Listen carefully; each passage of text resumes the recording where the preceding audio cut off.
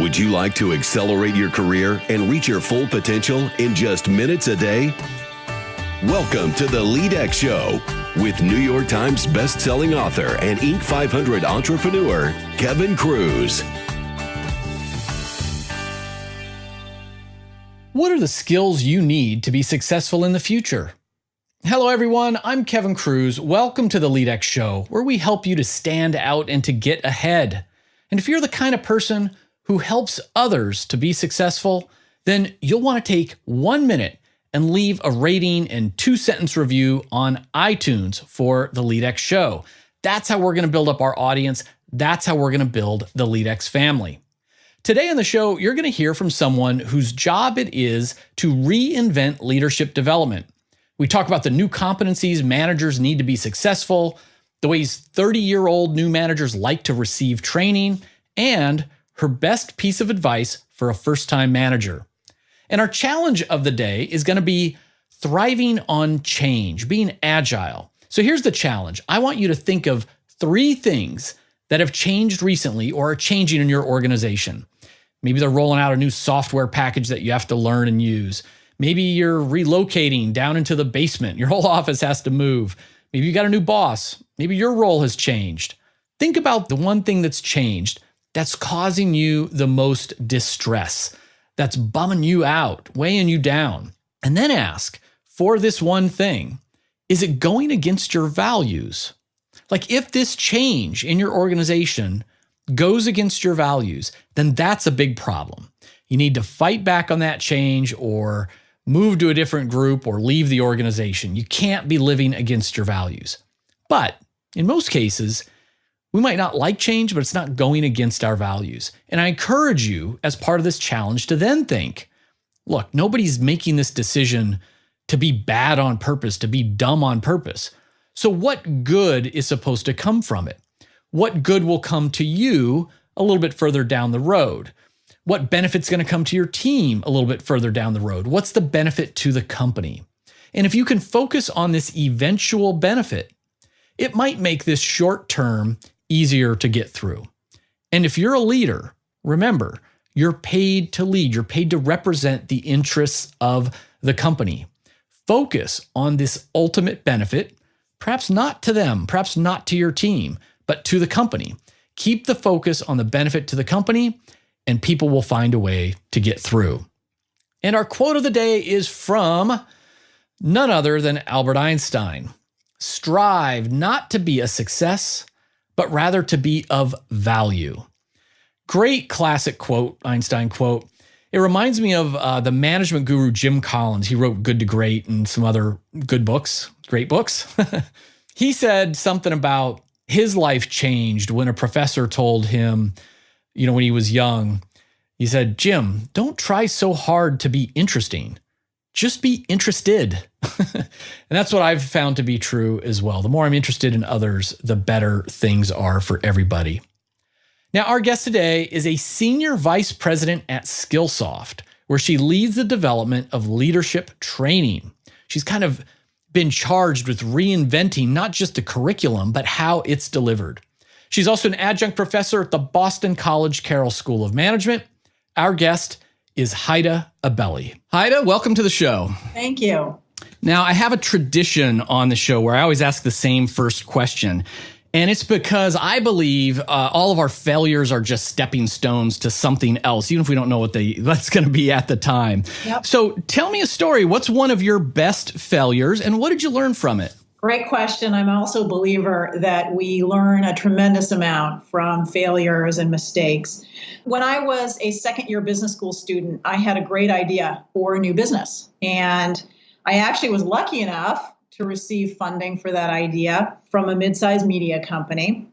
And so after I graduated, I was eagerly working away at putting all the details and all the analysis together to create this perfect business plan. And, while I was kind of independently toiling away on making this business plan perfect, I didn't realize that I really only had about 9 months of runway for the board was going to expect some real progress, right, on the execution of this idea.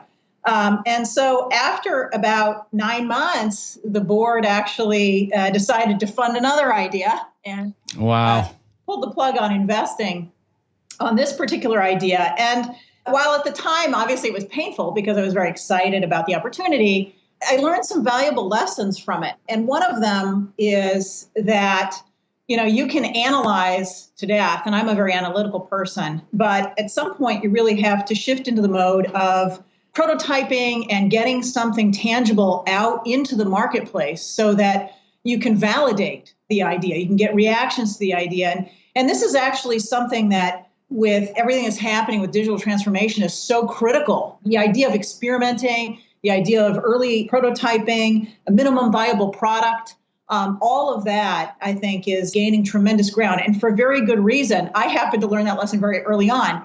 That, what I needed to be doing was getting the idea into the market for validation and testing so that the board could continue to have confidence in supporting the idea. The other thing that I learned was I was working very much as an individual on this idea, and what I should have been more focused on was pulling together. I had a couple people working with me, but I needed to be pulling together a team of people that had complementary skill sets, capabilities, experience, because you don't go it alone in life, and particularly in the business context. One of the most critical things that you can do as a manager, as a leader, is to put together a team that complements you very well. Find folks who have strengths that you don't have, who have experience that you're lacking, who can bring all of that together. That really creates a powerful ability to get something off the ground faster and with more success. So, those are a couple lessons that I learned. And one thing that I'll say, because I now try to tell managers and leaders that, failure is inevitable and mistakes are inevitable. And what's really, really important from my perspective, if you're a manager or a leader, is not to overly criticize someone for a failure or making a mistake, but to ask two questions. And I think there's tremendous power in two questions. One is, what were you trying to accomplish? And what would you do differently next time? And if we can focus on those two questions rather than demotivating somebody because we're focusing too much on what happened that maybe now can't be changed. Let's focus on what we were trying to accomplish and what we would do differently next time. And that has also stayed with me through the years as a manager and a leader. And it's really strong advice that I give anyone, because we do have to experiment more and more today. And that means that there will be failure in the process. Mistakes will be made. And it's what we learn from that's important, not berating somebody over those mistakes. Yeah, what I love is the distinction of, what did you learn? Because you're right, especially everybody's trying to get, push innovation, creativity, and yet that's not going to happen if you're going to get slapped in one way or another with your failures. But by looking at everything as an experiment, but making sure there's that learning, that takeaway, for the setup of that next experiment, then it changes the whole game. And, you've obviously been a leader yourself, manager for many years, very successful career. And this is unique in that, your focus has been on management development, leadership content for so long. So, what's one piece of advice you would always tell a first-time manager, someone young just starting out? What's your go-to advice to a first-time manager? So I would say a couple things. One of my key pieces of advice is you need to build relationships with key people early on. Where I have seen people falter is when they have not actively built strong relationships with their direct reports, with their supervisor, their boss, and their peers. You need a supportive coalition to be successful in the workplace. And if you don't really invest in building those relationships early on, you'll find that the lack of that supportive coalition really gets in the way. Another thing that I really emphasize to particularly first-time managers is, ask everyone around you for honest feedback. It's at that point when you're still pretty malleable, you can change your leadership behavior. But you'll only achieve that if you actively seek feedback and then you actively work on changing, right? So do I listen enough in meetings? Am I a strategic thinker?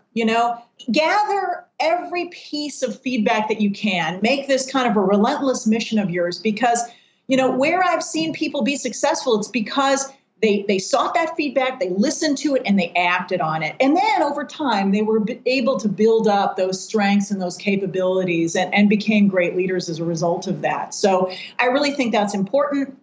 And we did talk about learning to, embrace failure. And, I do think that going forward, leaders are going to need to be able to experiment more and take these risks, be more agile, because you also have to worry about having some early wins as a manager. And that does require you to experiment a bit, right? And to do something different, to do something new and innovative. And so to secure those early wins, you have to adopt a behavior of, I'm going to try this and I'm going to, experiment a bit. And then, the other thing that I would say is find out what kind of development resources your organization has that can help you develop professionally as a manager and leader.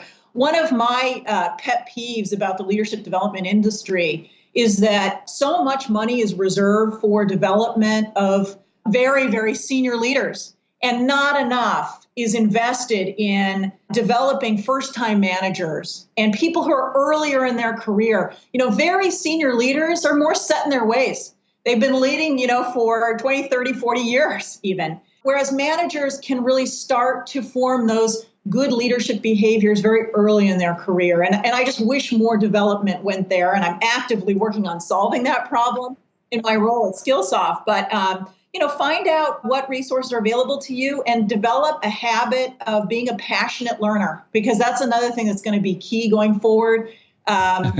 People really need to become passionate about continuous skill and capability development and continuous learning. That's going to be a requirement for success for everybody, manager, individual contributor, going forward. Yeah, and you hit on one of my hot buttons. I go crazy when I see these usually large organizations who are, willing to spend money on a very expensive executive coach for their most senior level, or send people to a $50,000 1-year certificate management course at a big university, but they won't spend $100 or $200 on training for their first time manager or whatever it is. And I'm just thinking, it's too late. It's too late. You got to get some of that early on. And so you talk about the leadership development industry. What are you seeing as emerging trends, either from the offerings or even from the student side? Because as I think about it, I'm 50 years old now, but a first-time manager today, I'm assuming, is closer to 30-ish.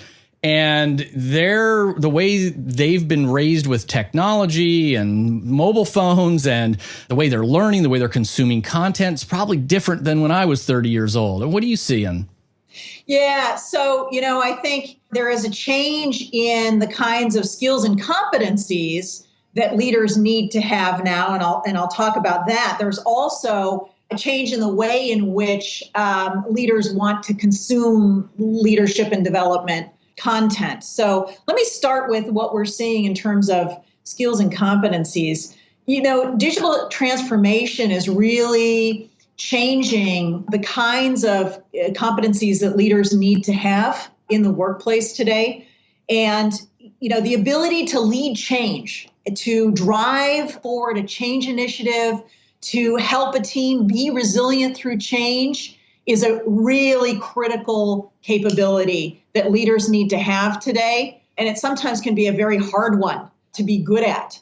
But I think any organization who doesn't assume that the change cycles that are going to be occurring in the organization from here on out, given how rapidly technology is evolving, is underestimating the requirement here. So leading change, absolutely. The ability to collaborate. Organizations are de-siloing. So we don't have these siloed functional organizational structures that were so prevalent in the past. A lot of the work now is getting done through mission-based teams. And these teams are cross-functional, and collaboration within and across these teams is critical. So leaders have to be able to collaborate with their leader peers, They have to be able to collaborate with other teams. That is absolutely essential. Being agile. So, everybody talks about the implementation of agile process in the workplace. Leaders need to be agile. You have to be comfortable with ambiguity. And that is not something that every person is good at. But increasingly, leaders are going to have to be comfortable with an ambiguous landscape and leading through that. Data-driven decision-making, right? With the access to all this data that we have now and analytics and what technologies like machine learning and artificial intelligence can enable with respect to the kind of insights that all of this data can provide, mean that leaders need to be data-driven in their decision-making. They need to leverage all of those capabilities. And I would say, there's this notion of organizational dexterity. So the ability of a leader to kind of work seamlessly across functional areas, also really important. And then just a passion for learning. Every leader, and this is, of course, something that I care a lot about because I'm in the leadership and development space, but people need to have a continuous passion around learning. So learning new skills every day, learning about new technologies every day. You've got to be interested every day in learning. I think that's just so important. And then when we talk about how people want to learn, the landscape there is shifting a bit, where, people like to have learning occur through what I would call, more modern consumer experiences. So video, for example, we're seeing that particularly those under the age of 30 really like to learn through video-based content. They like to learn through stories as opposed to kind of instructor talking to camera and, sort of transferring information. They want to learn on demand. So anytime, anywhere access on a device of choice. A lot of the learning now is occurring on somebody's mobile phone. So all of this is changing. And we at Skillsoft are really addressing all of those evolving needs through our new platform and through our new content offerings. So I think, both what we need to teach because those competencies are shifting and how we need to deliver that content, both are changing. Yeah, that's really dramatic stuff. And I'm glad you broke that down in terms of the competencies of the new leader, as well as the channels and the delivery. And in a couple ways, you came back to being agile and comfortable with change. And it sure seems like it's accelerating and going to continue to be that way. So I guess a final question is, tell us even more about the changes that are going on at Skillsoft. I think it was about a year ago, you got a new CEO and he brought on many new leaders, including yourself. So what have some of the changes been and what should we expect moving forward? Yeah, so Skillsoft, like so many companies, probably I could say every company, is needing to think about all of the threats and opportunities that are associated with digital transformation and new technologies coming into the marketplace, new consumer experiences that can be enabled by technology.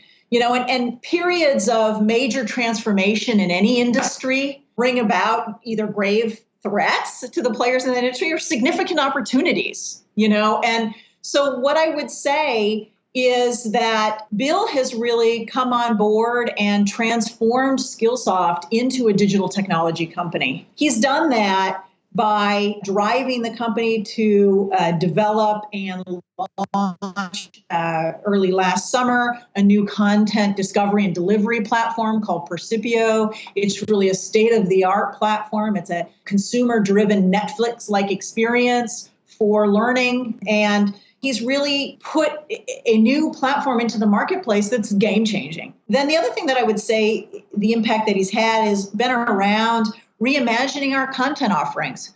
We have leveraged all of the advantages of design thinking and adult learning science to reimagine our content and achieve through that not only, kind of an immersive, engaging experience for the users, but ensuring that we have good learning outcomes, right? Because that's where the rubber meets the road at the end of the day. When an organization places trust in you to deliver content, to skill up the organization, we need to make sure that that content is designed with all the latest knowledge of how adults learn most effectively. So we're actually doing a groundbreaking research study with MIT that is looking into how adults learn most effectively. And we're incorporating the findings from that study that uses fMRI technology and other technologies to elucidate our understanding of this. But we're incorporating all the findings from that into our development of content. So that is really new and very different and very, very exciting. And I think, what you can expect under Bill's leadership and from Skillsoft going forward is really the constant evolution of our content and our platforms. And we'll continue to lead the sector. I think we're passionate about making sure that, again, we're enabling the best experiences possible for our customers and our learners. And, it's really about figure out how to disrupt yourself or you'll be disrupted. I mean, it sounds trite, but that's the new reality for businesses, right? You need to be very proactive in your thinking around this and constantly challenging yourself to do better. So I think, Bill's really kind of driven the company forward on so many different dimensions with respect to all of this. And he's really been a transformational CEO for Skillsoft. Yeah, we've touched a few times now on this accelerated change, never-ending change, and being agile. And I can hear the passion in your voice for embracing change in your own world. So it's great that you're actually modeling some of the leadership, behaviors that we're looking for everyone to adopt. So Heide, how can we find out more about you and Skillsoft? Absolutely. So, I think the best way for people to learn more about Skillsoft is to go to our website, www.skillsoft.com. We have all kinds of information on the website about our platform, our content offerings. We have multiple ways for people to engage with us. But I think the starting point is really to come to our website. Well, that sounds fantastic. We'll make sure we have that in the show notes as well. Heide, best of luck. Thanks for coming on to the LEADx Show. Thank you very much. Friends, before we go, remember, at LEADx, we're on a mission to give free leadership training and professional development to everyone, anywhere, at any time. Visit leadx.org to check out our free course of the day and our weekly live webinars. And if you're the kind of person who always says thank you, please take 1 minute to go leave a quick rating for the LEADx Show on iTunes, because we're at 246 reviews and I need to get to 300. We get about 2 ratings a week right now, which is less than 1 per show. My heart is breaking. But big thanks to the new reviews that did come in last month from people like M. Shahi, Annette Sky, ZinTim69, Mike 071966, Stacy H331, Kaplan in Carolina, of course, Princess Rose Love, Megahe01, and Living with Intention. Thanks, guys, for taking that 1 minute, going on to iTunes, clicking some stars, and that subscribe button.